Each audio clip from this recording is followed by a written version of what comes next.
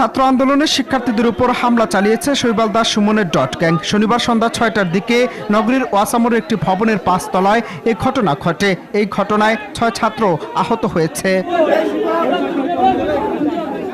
এ বিষয়ে খোঁজ নিয়ে জানা গেছে, ওয়াসামোড়ে একটি অফিসে মিটিং করছিল শিক্ষার্থীরা। সেখানে ছিলেন বৈষম্য বিরোধী ছাত্র আন্দোলনের মুখ্য সংগঠক আব্দুল হান্নান মাসুদ, নির্বাহী কমিটির সদস্য রাসেল আহমেদ সহ অন্যান্য সমন্বয়করা। পরে সেখানে দেশীয় অস্ত্রশস্ত্র নিয়ে হামলা চালায় ডট গ্যাংয়ের সদস্যরা। এ সময় ডট গ্যাংয়ের নেতৃত্ব দেয় ছাত্রলীগের সাথে জড়িত থাকা সাদিক আরমান।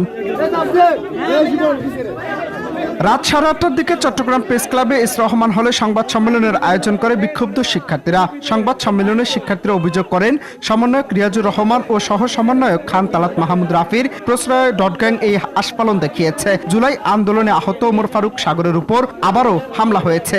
শেষ দিকে খান তালাত মাহমুদ রাফি ও রিয়াজুর রহমান সেখানে উপস্থিত হলে ক্ষিপ্ত হয়ে ওঠেন উপস্থিত শিক্ষার্থীরা। এ সময় রাফি ও রিয়াজুরকে উদ্দেশ্য করে বুয়া ও চাঁদাবাজ স্লোগান দেয় শিক্ষার্থীরা।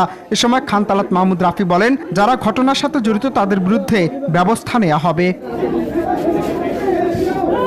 পরে চট্টগ্রাম প্রেস ক্লাব ভবনের নিচে দুই পক্ষ অবস্থান নেয়। এক পর্যায়ে রাত 9টার দিকে পুলিশ ও সেনাবাহিনী এসে উপস্থিত হয় প্রেস ক্লাব এলাকায়। আইন শৃঙ্খলা রক্ষাকারী বাহিনীর সদস্যরা পরিস্থিতি নিয়ন্ত্রণে আনার চেষ্টা করেন।